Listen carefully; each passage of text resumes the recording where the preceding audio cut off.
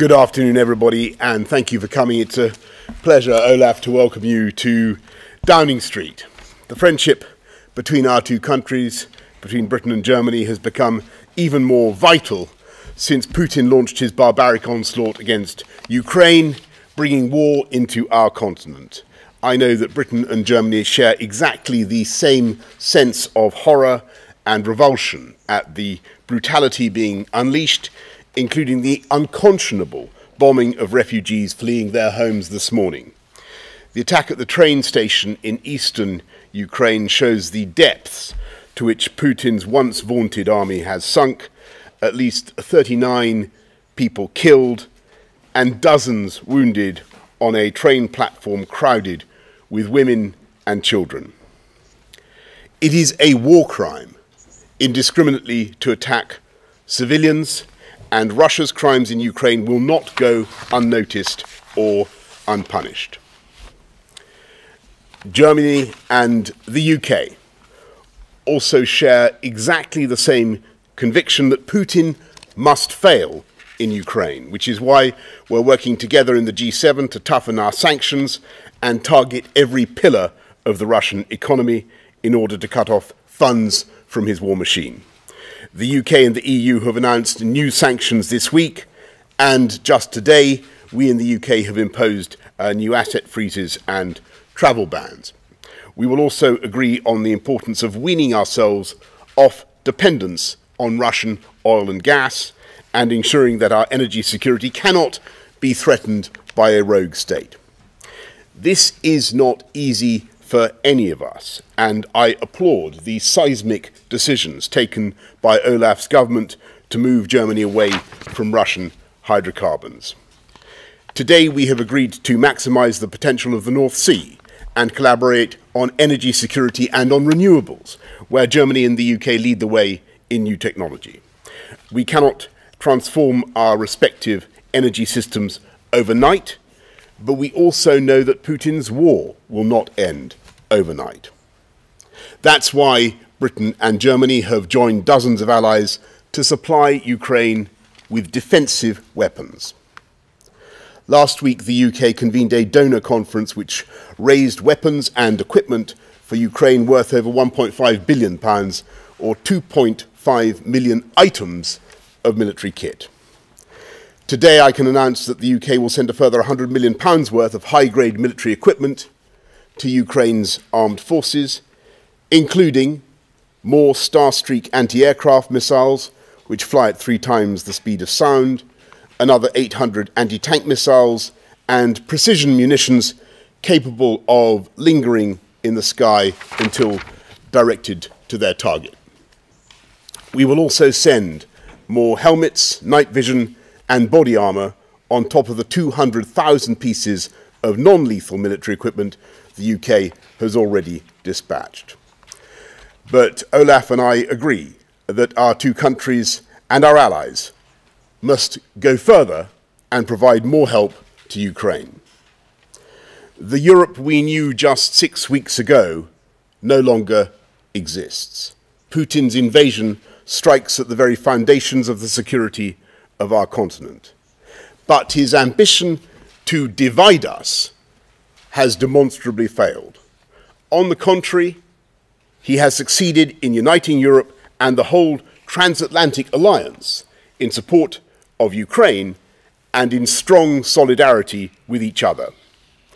Putin has steeled our resolve, sharpened our focus, and he has forced Europe to begin to rearm together to guarantee our shared security.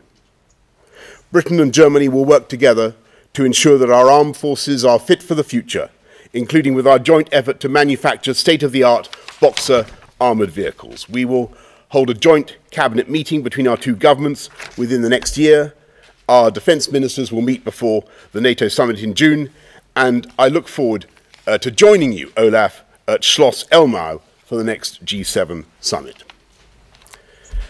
We face the new reality created by Putin's invasion.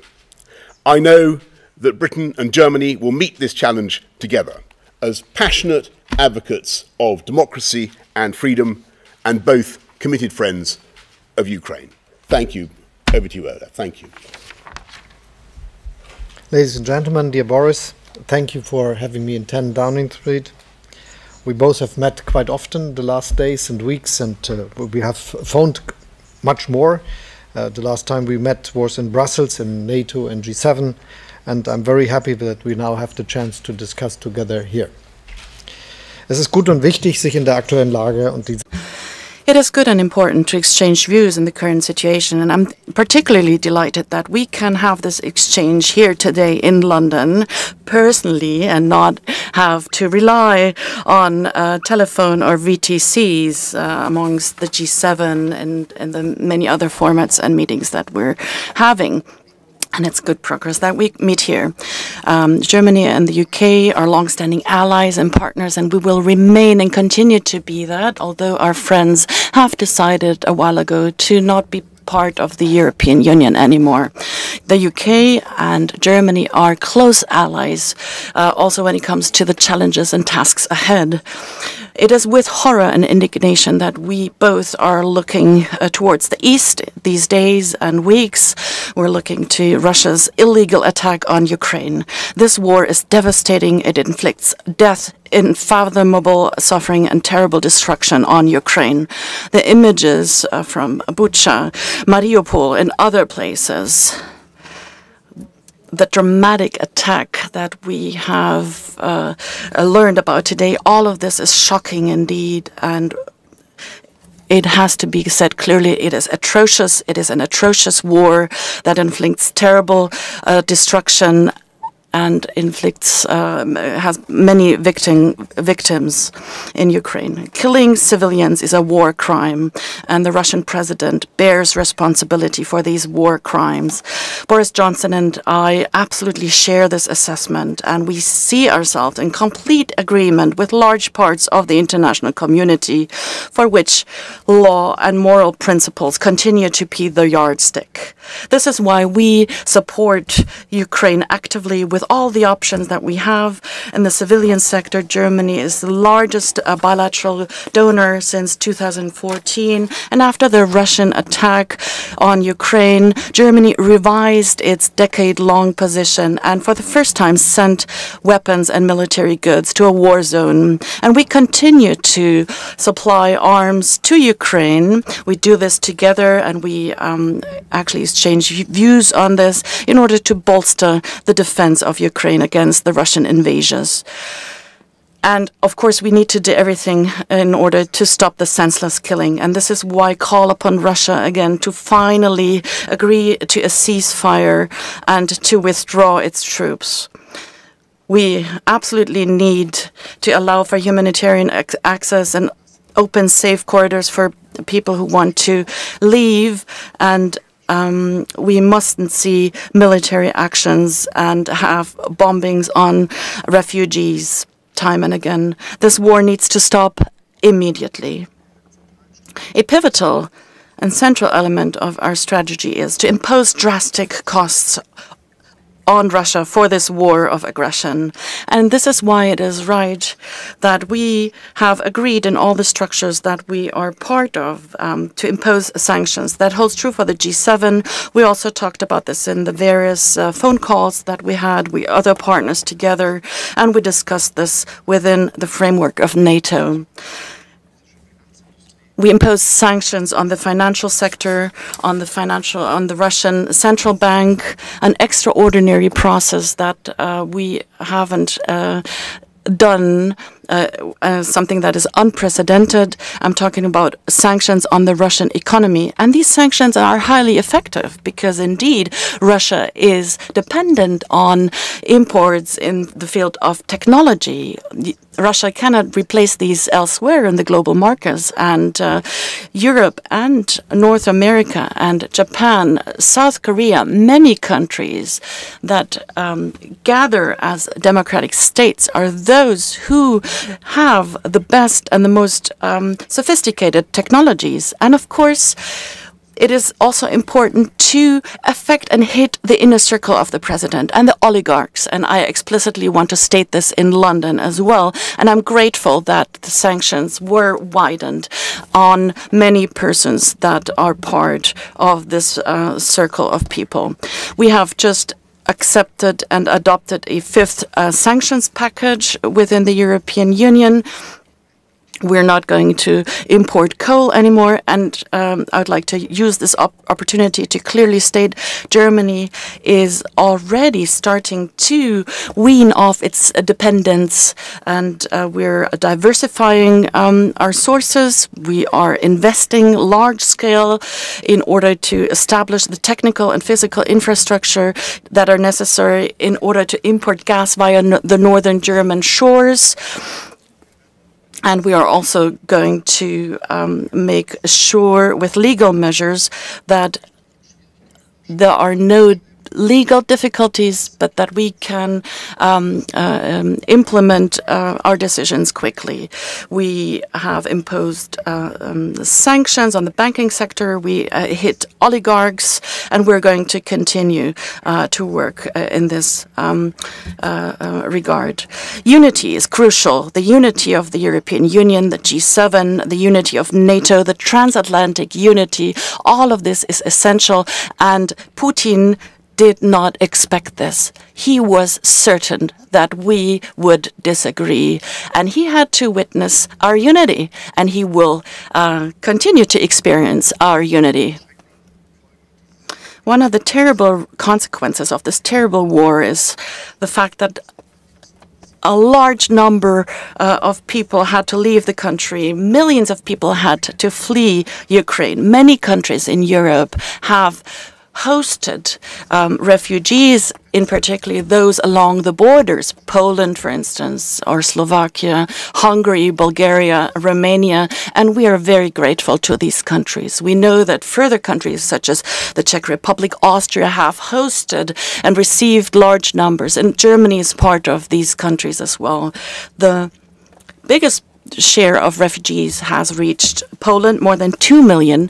We have more than 300,000 refugees in Germany. And this is why we're happy and grateful if many countries would practically participate in hosting refugees, because this will be a major task and challenge ahead. We don't know how refugee movements will evolve. We're seeing a different type of migration now than in other years. We have women and children, the elderly, and many people who are sick and disabled and need our support. We will shoulder this together, but against the backdrop of the developments in this war, we can't predict how many will follow, whether these families are able to return or whether the men are going to follow. We cannot predict this at present, but what we can say now is that we stand in solidarity, that we want to lend support to those who seek refuge. And we talked about this as well, and the UK also wants to lend a contribution to this effort. Boris mentioned it. We are going to intensify our cooperation on all levels. We're going to have government consultations, an established consultation. We're going to begin and hosting a cabinet meeting at the beginning of the next year. Our foreign ministers are going to resume and continue their strategic dialogue. There are many challenges and topics at hand, topics related to the conflict in Ukraine, matters pertaining to defense and security, pertaining to climate, people-to-people exchange, mobility, and I mentioned it as well, questions pertaining to migration. We want to make progress and intensify relations between our two countries. We can build upon about a long-standing friendship, but this is what's important here. We both share the conviction that our relations are good when they don't only exist between the two of us, the heads of state, but when they're also when they exist between the people. Thank you very much. Thank you very much, Olaf. Let's take some questions from the media. We've got 6 of them. Nick Eardley, BBC. Thanks, Prime Minister. Chancellor Scholz first. how do you defend the fact that the European Union has sent 35 billion euros to Russia for energy since the start of the war, but only £1 billion in aid? Do you really think that Germany has gone far enough, fast enough, to move away from Russian energy? And Prime Minister, how far are you prepared to go in sending weapons to Ukraine without escalating the conflict further? And if I can ask a quick domestic question. This week you put up taxes for millions of working people. Will you be telling the Chancellor that everyone in his household should be paying all their taxes here in the UK? Olaf, on the... Schönen Dank für die Frage. Thank you. Just to give you a very clear answer, we are doing all we can, and we are doing a lot. I think it is a very strong decision that we took to go away from the use of fossil resources. We invest into becoming the country that will be just using renewables for the electricity we know and for the energy supply we know we need. And this will be with offshore windcraft, this will be with wind on land, onshore, this will be the solar, and we will invest into our grid. This will take place in approximately 20 years. And this is really a very tough agenda, to make it clear. And right this week we have had a decision in our cabinet on the first legislation projects that are linked to that, because we will increase the velocity of all these activities, and this also means to change a lot of legal restraints we have today. On the other hand, it is absolutely necessary that we understand that for the time in between, it will be important to get the supply of fossil resources from other places than from Russia. And this is why we prepare for being successful with this in the question of coal and oil since December of the last year. And we are doing so and working very hard to make this happen. This is why we could act according to the decisions that we proposed and made together with our friends in the European Union on how to get out of the use and import of coal from Russia. We are actively working to get independent from the import of oil, and we think that we will be able to make it during this year. And we are actively working to get independent from the necessity of importing gas from Russia. This is as you may imagine, not that easy, because it needs infrastructure that has to be built first. So pipelines to the northern shore of Germany, regasification ports that make it possible that, for instance, LNG ships could give their supply to the gas grid in Germany. But we are doing, and we already started preparing this before the war began, because we knew that this problem will come up. And this is why I can give you the very clear answer. We are doing the strongest investments, and we are doing the hardest activities feasible to get independent, and we will be successful.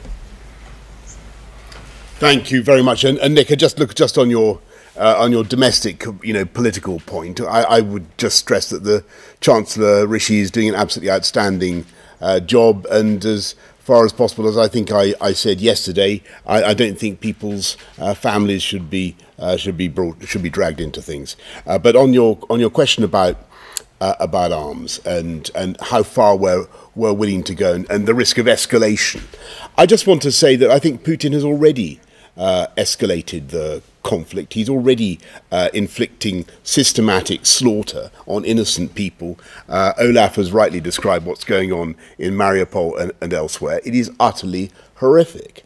And all we are seeking to do is to help the Ukrainians to protect themselves, to protect their families and their homes. And that seems to me morally an entirely reasonable thing to do. Now, as you know, the UK has been mainly so far supplying anti-tank weaponry, anti-aircraft weaponry.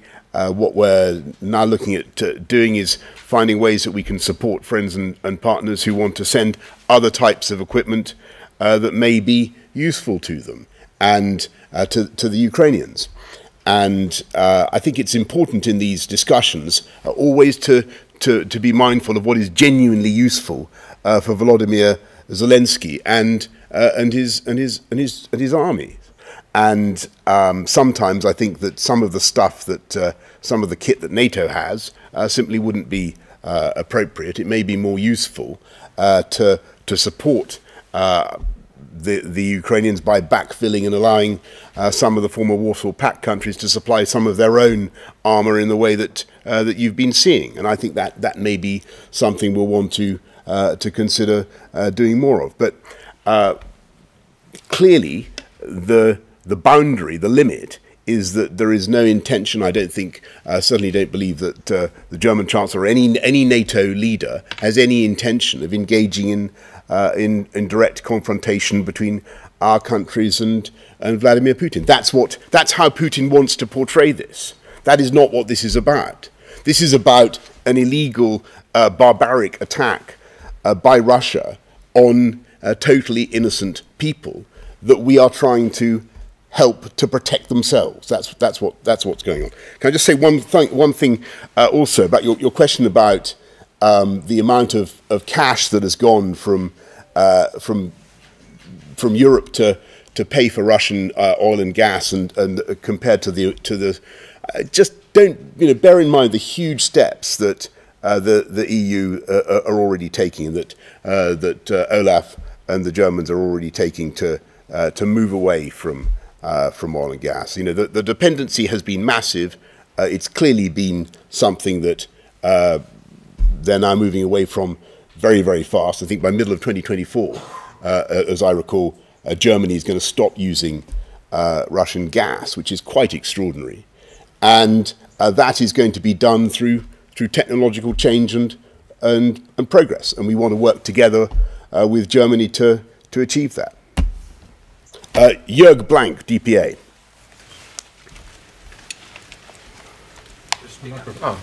Okay. Eine Frage an Sie beide. Right, I have a question to you both, Federal Chancellor and you, Prime Minister. As far as the weapons is concerned and the delivery of heavy weapons is concerned, are you willing and ready, Prime Minister, to send tanks to Ukraine? And one question to you, Ukraine actually wanted to have Marder tanks by Rheinmetall. 1 per day would suffice. Why would you not send such weapons to Ukraine? I think I tried to answer the question before. I'm in principle willing to consider anything by way of defensive weaponry to help the Ukrainians protect themselves and their people. I think it's important that we should be giving equipment that is genuinely useful and that is operable by the Ukrainians. That's our consideration. Those, as I'm sure you saw, there was a delegation from Ukraine, from the Ukrainian Defence Ministry here in the UK yesterday, looking at what more we have to offer. Ich kann da unmittelbar anschließen. Es ist so, dass Allow me to follow up. We are trying to send those weapons which are helpful, that can be used. We did so in the past, and we're going to continue to do that. And the successes by the Ukrainian military show that we send effective weapons, anti-tank weapons, a lot of ammunition and everything that goes with that. And at the same time, indeed, as the Prime Minister just said, we have to take a close look what can be used effectively. And these are very technical questions indeed.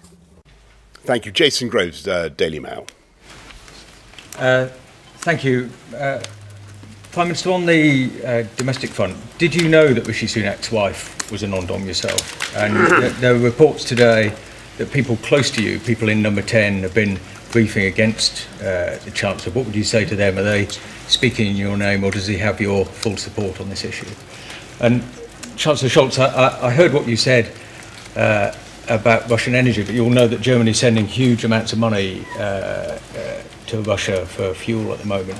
When you see those atrocities in Ukraine, when you hear the mayor of Kiev talk about blood money, do you feel a sense of shame over that? And is the Prime Minister right that you're planning to end gas imports from Russia by 2024? Jason, let me say, I think the answers to your question are, number one, no. Number two, if there are such briefings, they're certainly not coming from us in number 10, heaven knows where they are coming from. And number three, I think the answer is emphatically yes. I think that Rishi is doing an absolutely outstanding job.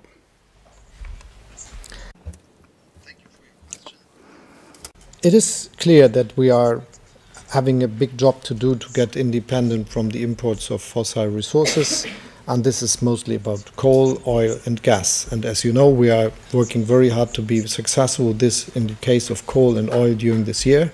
In the case of gas, as I said, it is absolutely necessary that we build the infrastructure for being able to do so. It is not feasible to get gas instead from Russia today, from other places in the amount we need it. And this is the same with most of the other countries in Eastern Europe or also in the South. So it is a big investment into infrastructure and not just the question of finding new suppliers on other places of the world, which we are doing and which we are working on. It's also the question how we can get this gas to our country, because it's not helping if it's somewhere in a ship. It needs to be transported, and this is something for engineers and for investments, billions of investments, and we are doing it. And this is why we are quite we're optimistic that we will get rid of the need of importing gas from Russia very soon, and as the Prime Minister said, and we are working tough to be successful. Let me also say that the miscalculation of Putin is something that is really bothering him each day more. He knows the sanction regime is working, and this is also on financial sanctions against the central bank, for instance. The outcome of this is that he is not able to use the money he put in his storages and on his accounts. It was a huge mass of money which could serve him for a long time, but he is not able to get to all these resources for financing his war. And this is why our sanction on certain banks and also on the central bank are so successful and so necessary, to be very clear. But he is also bothering about his mistake, because when all the countries in Europe and at many other places that are fighting for democracy and supporting Ukraine are taking decisions similar to Germany, this will have an impact on his economic expectations. Because if the war would be over, no one could believe that we will stop our investments, that we will stop our view to other countries that could generate the necessary supply. And this is, in the case of his economy, a very, very big damage, because if you understand that he is not having industrial sectors that are really earning money from exporting to the rest of the world, it is a problem if his chance to export gas, oil, coal, silver, uranium and all the other things to other countries is not that successful anymore. He has a problem for the development of his economy. And we were also tough on other aspects, for instance, high technology goods. We are working on being more precise in these fields in questions of IT and software. And all these things together will make it impossible for him to develop his country to an economic strength that gives him the chance to be a competitor on markets with other countries that are more successful in the economic sector. And so I think we are tough and we will be successful with what we do. Thanks very much, Olaf. Heike Buser from RTL.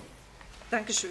Meine Frage richtet Thank you very much. I have a question to both of you. You, Prime Minister, and you, Chancellor. Do you have plans to travel to Kiev yourself in order to show your solidarity with Ukraine?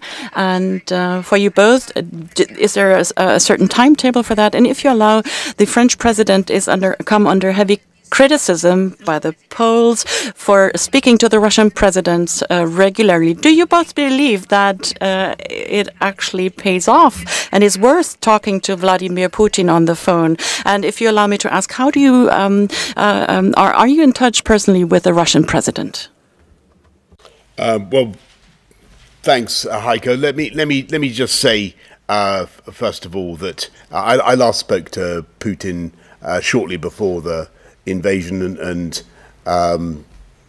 you can imagine the type of conversation that we had. He said he had no such plans. I said that it would be a catastrophe for Russia if he went ahead, as well as a catastrophe for the wider region, for the world, and so it has proved. That's the last time I spoke to him. I've got to say, I think that negotiating with Putin does not seem to me to be full of promise, and I don't feel that he can be that he can be trusted. That's not to say I don't admire the efforts of people who try to find a way through, but my own view is that I am deeply, deeply sceptical, and I'm afraid cynical now about his assurances.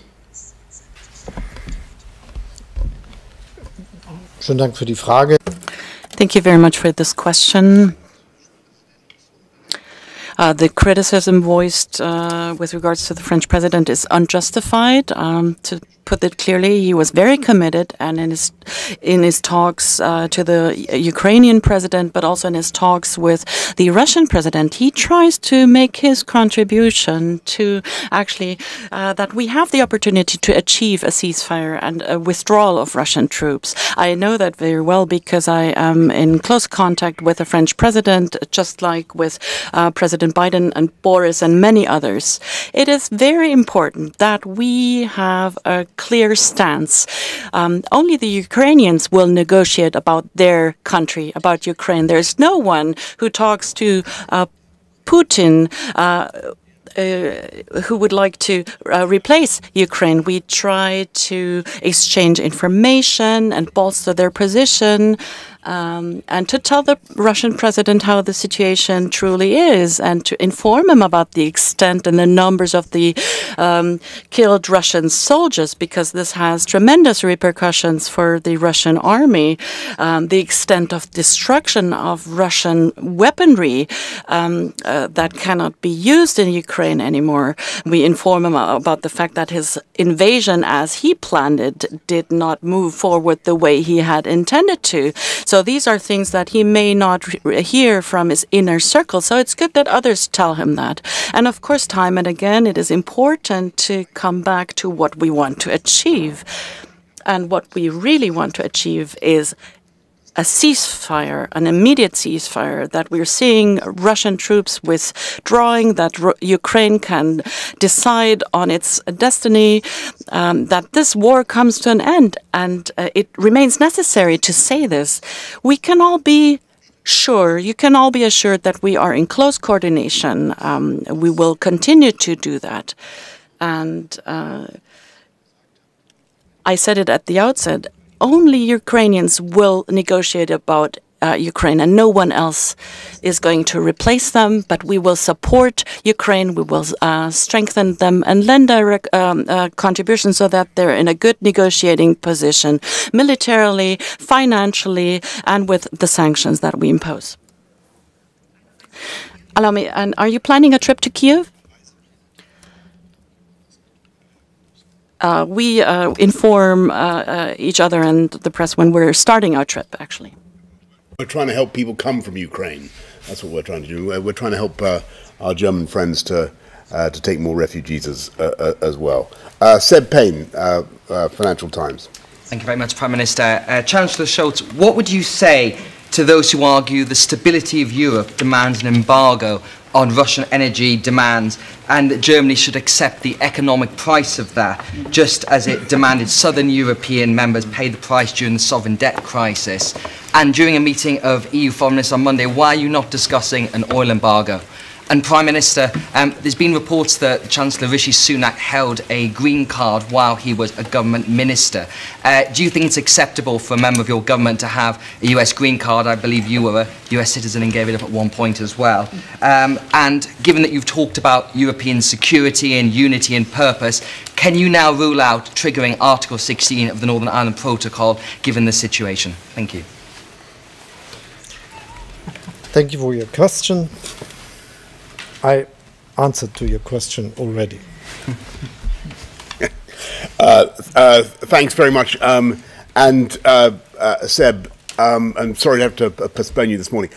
Just to say, look, on the that issue, as I understand it, the Chancellor has done absolutely everything he was required to do, and what was your second question? It was about triggering Article 16. Triggering Article 16. Olaf, we had a discussion about this. As you can expect, it came up. I think I raised it. What was the result of that discussion? It was entirely predictable, and I don't. The almost seamless harmony that you've observed between Britain and Germany today, I would not wish in any way to interrupt by going into that any further. But all I will say is that to answer your question, would we take that off the table? The use of Article 16? No, clearly not. There is a problem, but I think that. There is, as I hope has been clear from the conversation and from what you've heard from Olaf and me today, that we are really very much united on virtually every other issue of policy. Suzanne Ebner of R&D. Thank you. So Prime Minister, Bundeskanzler Scholz, my question goes to both of you. Can Western sanctions ever be really effective while countries like India and China continue business as usual with Russia? Suzanne, I think it's a very important question. I think that the answer is that yes, Western sanctions can be, and as Olaf said in his earlier remarks, will be increasingly effective, and I think that they will, over the long term, do more and more damage to the economic prospects of Putin's regime. And that doesn't mean to say we don't want other friends and partners around the world to do more. And I think that for China, there's a very interesting question to be addressed, and that is whether they really want to be associated closely with what is being done in Mariupol, in Bucha, whether they really want to be associated with in any way condoning or in any way supporting the regime of Vladimir Putin. And I think as the days have gone by, that question has become increasingly difficult for China. That is my impression. Ich stimme zu. I agree, and allow me to add. The sanctions that we've imposed so far have a tremendous effect on the economic prospects of Russia. And these sanctions cannot be circumvented when we're talking about the high technology products and other products.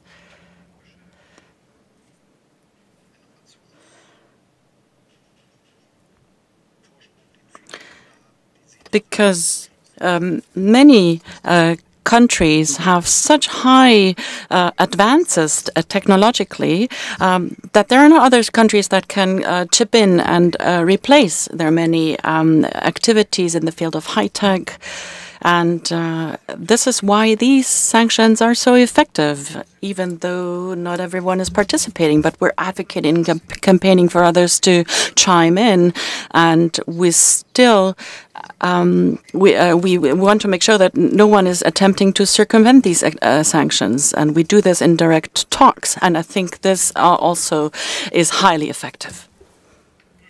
Thank you, everybody. Thank you very much. Danke schön. Thank you. Oh, thank you.